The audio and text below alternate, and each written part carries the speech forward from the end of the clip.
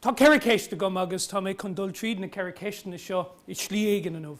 Agus tá mé chuna léirú tros atá déanta go mo héal intellectúil agus acadúil leis na ceistena seo, sé sin ag clé na ceistena seo. Agus na ceiricéist, buinnig siad le Stolam an Ábhar seo, Inspioráid Nuálaíoch agus le héad, agus Dúchas. An ceiricéist is ná cad is achfan, agus cad iad achfaní.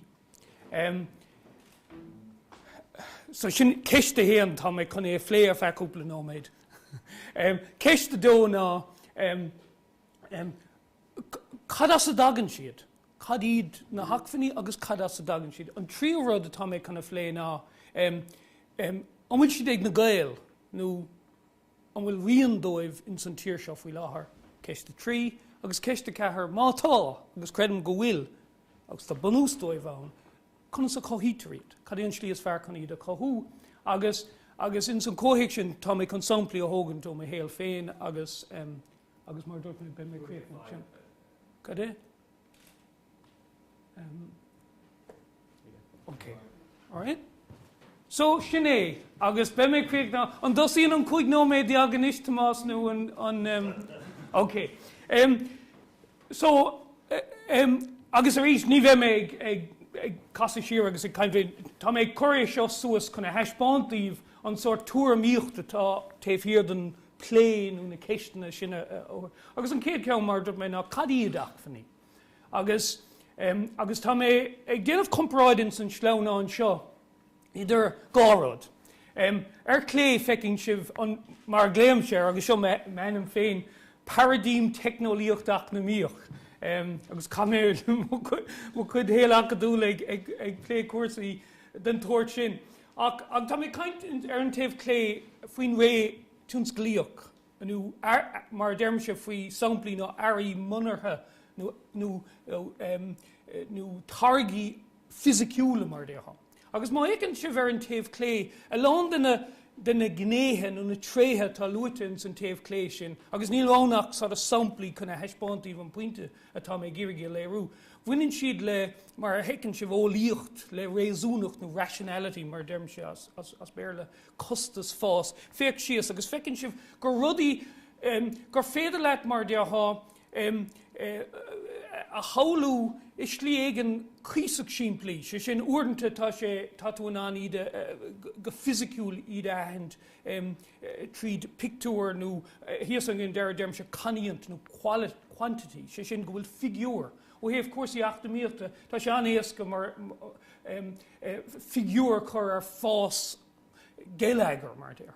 So sin an taobh clé, sin an ré dar lumsa atá éigeamacht nó éigeamacht agus ba chóir dúine mar tír agus an géileagar bheith a bhd níos tuisciní faoi nach chóirúing bheith chur an omid béim ar cuasaí ar an taobh clé. Ach támaid ó héobh mar léiróid mé gan second.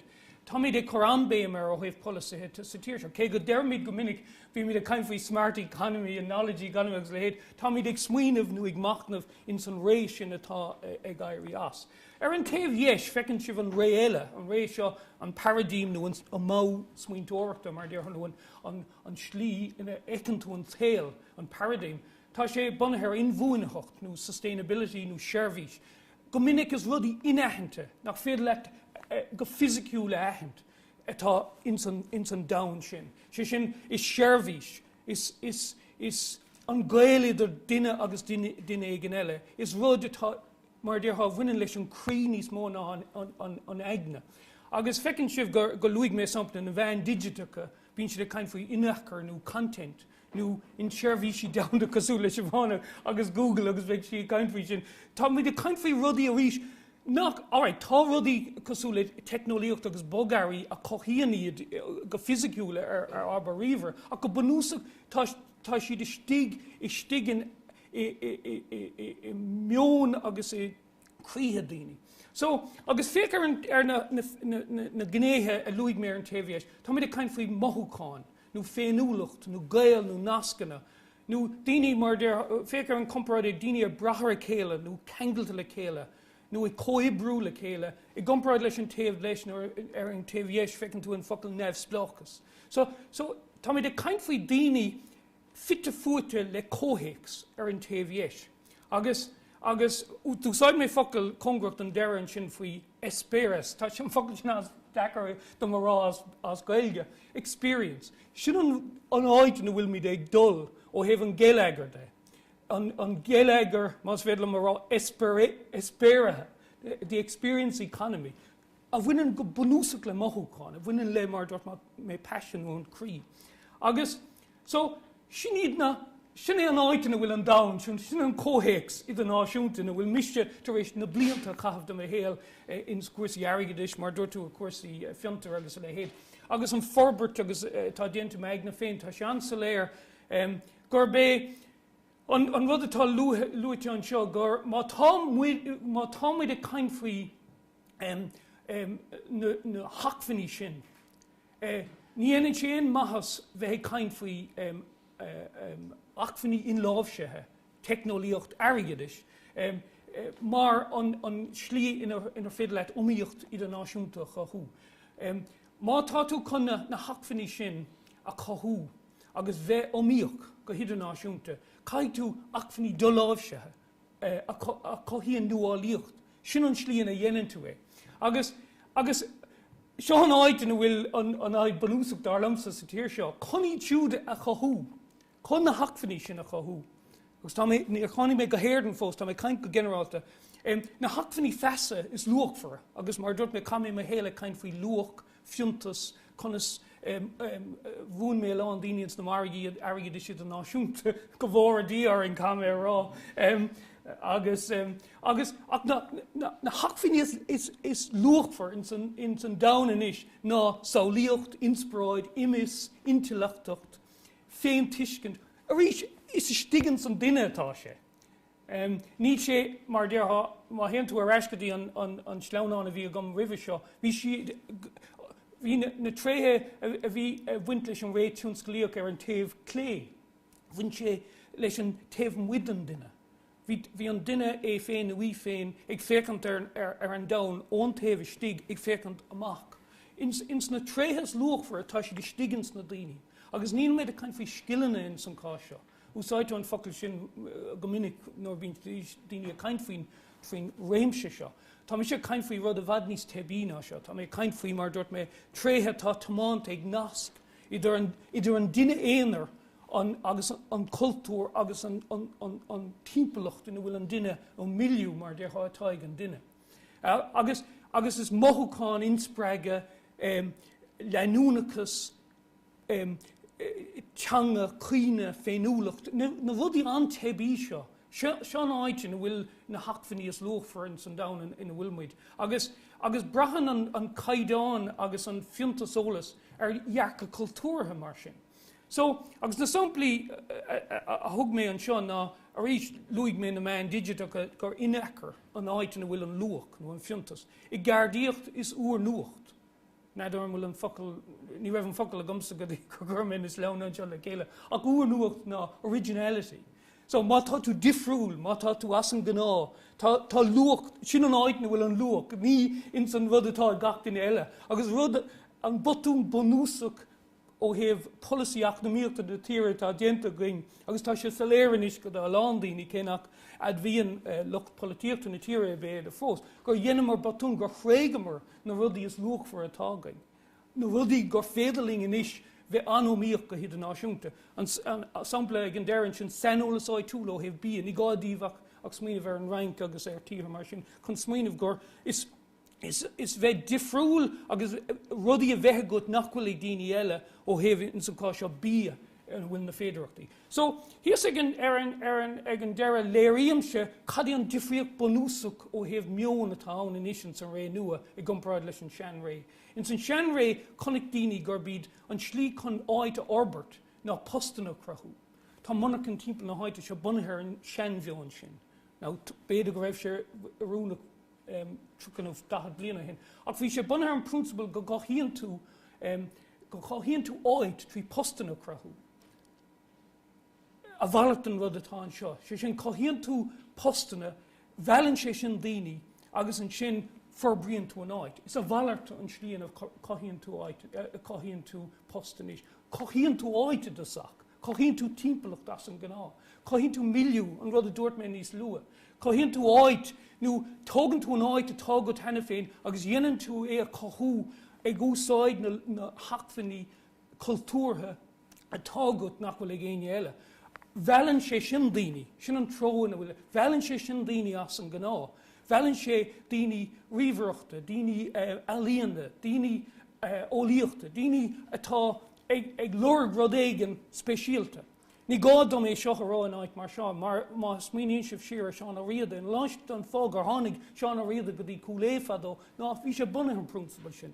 Agus níl sampla níos fearr de duine ceanradíoch nó nuálaíoch i gcuirsaí ceol ná seán a riada. So léiríonn sé gur bhfuil míid ag déanamh boltún ag smíanamh sa seanslí, gur be fós tá tú an cólachtaí a hógant, ní mé rán nach bhfuil according bheith braithslí éigean ar cólachtaí idirnáisiúnta agus iad a bheile. Ach bhealaigh tú a bhd níos mó cólachtaí idirnáisiúnta tríd an áit a cothúd a sach. Agus áid speisialta cothú, bhealaigh sé sin daoine speisialta, agus bhealaigh sé sin cólachtaí speisialta. So in sé an trío ceist, éireann, catágain, béad a gur féidirling arba. Nó mar dúirt mé an tasach an bhfuil na tréthe gain, tréthe as an gná. Nó tréthe in san gá sleanán a heispáin mé go dtí seo, an bhfuil na tréthe gaine gur féidirling arbert chun bheith ó míoch in san dá nua seo. Agus capan go bhfuil ach go gahamíd polisathe bunúsacha ahrú. Agus fecinn tú gur ní racha mé trí gaceann dí sé a puca mé amach cúpla ceann chun éidir léarúdíomh. Mar hampla dúirt mé fréamhacha briste nó fís dúbalta. Is tregóid mar sólding go léir an na fréamhacha a bhí rébathe sa tír seo le chéta inuas. Ach in láiste in ionad na fréamhacha a tábhriste a chréigean mar táid, ba cór go mbeadh míid ag úsáid an dá dearcha mar atá gainn mar tír. Sinna fág an ort mé fréamhacha briste nó fís dúbalta.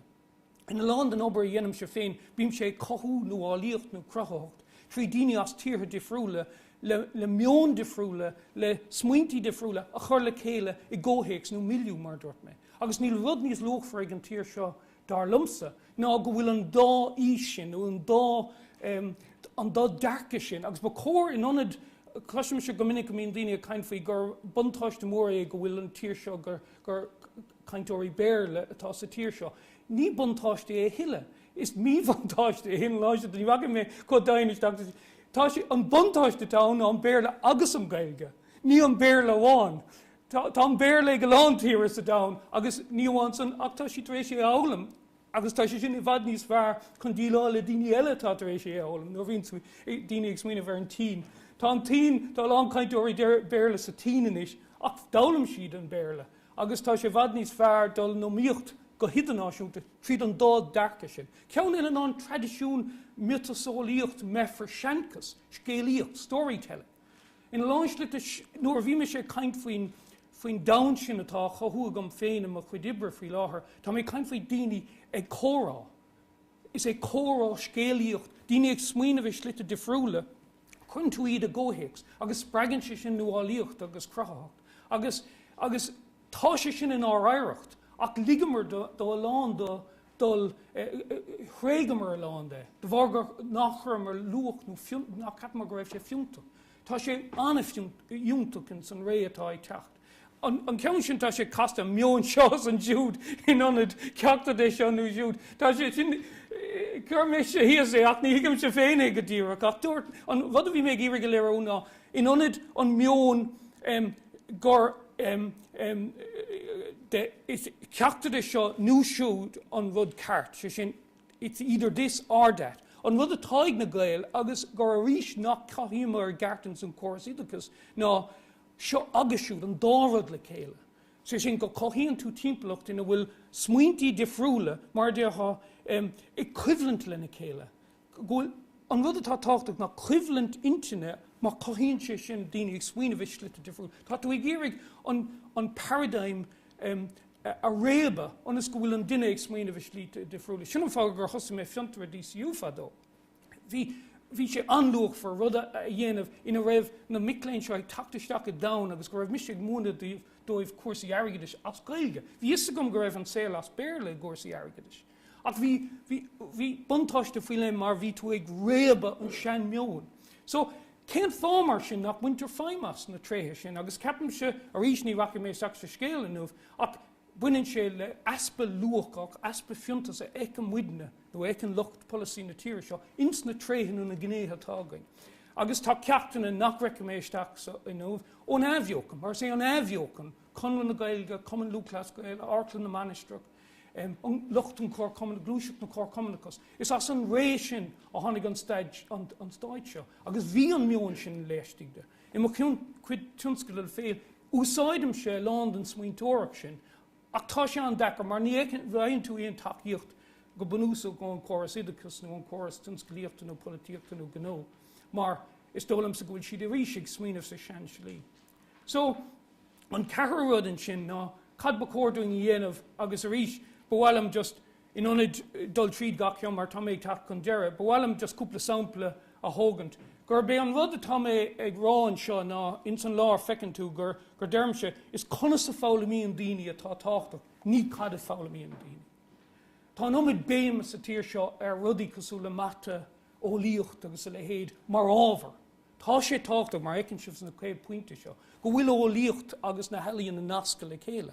Ach an botún bunús gotá déanta ag daoine ná go gapan siad gur bé an rud is táchtaí ná an rud atá in san riomhar ag dul reis go dtí go tá an rud atá táchtach ná tá an méid an ólas a dain í sé tá ar an idirlín agus tá le fáil. Ní léon aib le ólas an rud atá táchtach ná cad í dhéanann tú leis an ólas sin, cad í an úsáid, nó cad í an tuiscint, an focail sin atá lárnach in aon rud a dúirt mé anmh ná cíal nó míú, the meaning, the making sense of my life.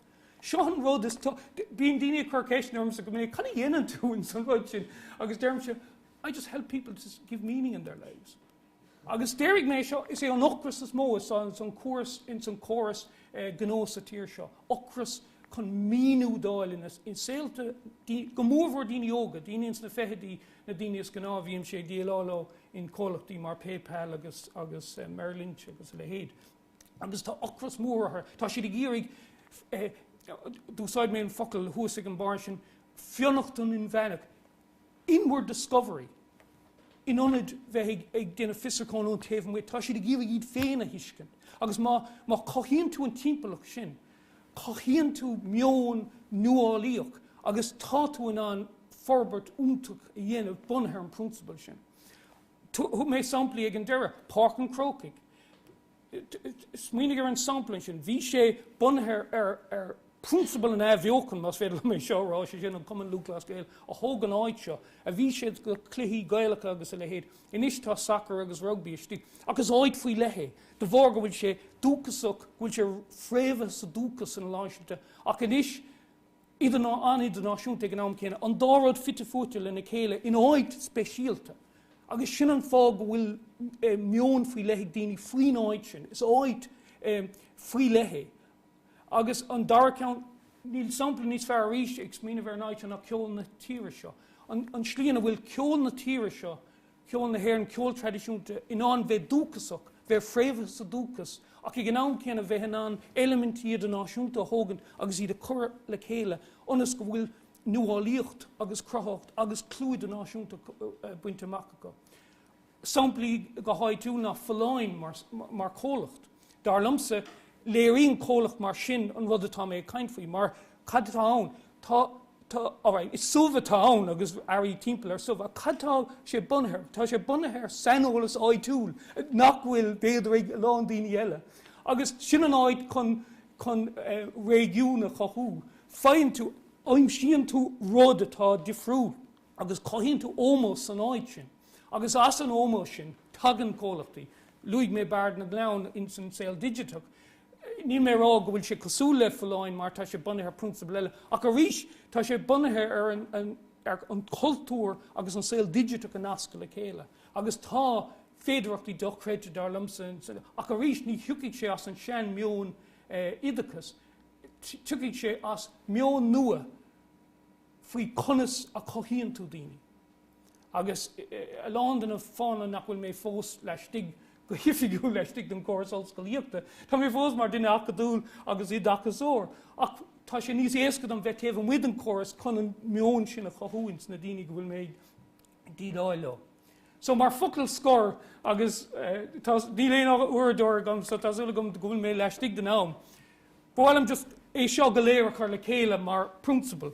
Agus a rís fecim sé seo cheangailta le tá mé cinnte le chaint siobháin. Tá ólas damda inis. Ní léon dáta faoi sin. Ach tá fálam agus nuálaíocht áid túl. Cohíonn tú nuálaíocht trí díú ar an rud áid túl. Ar an áid é féin agus í féin. Agus ní thugtar go leor níl go leor meas ag an chóras. Agus tá mé inis chaint níos má faoi idachas na aon rud eile. Ar an rud áid túl ar an rud dúchasa.